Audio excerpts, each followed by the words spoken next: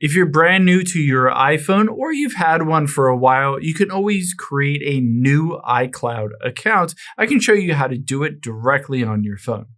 The first step is we're going to go into the settings. You can either do this in the settings or a web browser. I'll show you both options. So within the settings, you're going to scroll down to the very bottom, and you can see at the very bottom is apps. Just tap on the apps option. And now from here, all we're going to do is scroll down until you find the mail option. So you can see right under magnifier, tap on mail. And then at the very top, you're going to tap on mail accounts.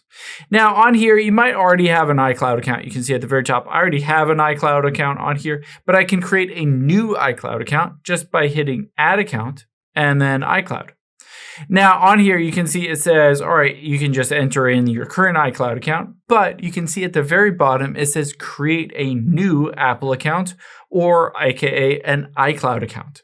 After you've done that, you can see it says enter your first name, your last name, and your birthday, and then go through the process of creating this account. It'll ask you to enter in a password, etc., that you want to use, all of that stuff, and you will have created a new account on your phone. However, you can also just open up a web browser and you can go to iCloud.com. Keep in mind, you can do this on any device. It doesn't even need to be that iPhone. Now on here, let's tap the sign in button. But instead of signing in, I'm going to hit the X here. Instead of signing in, you can see at the very bottom, it says create an Apple account. So just tap on that.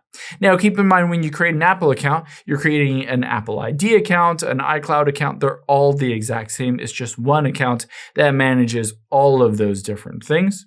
So same as before on your iPhone, you can enter your first name, last name, your country, your birthday, the email address that you want to use, password, and your phone number, and then just hit the continue button at the very bottom when you're ready, and you will have created that new account for yourself.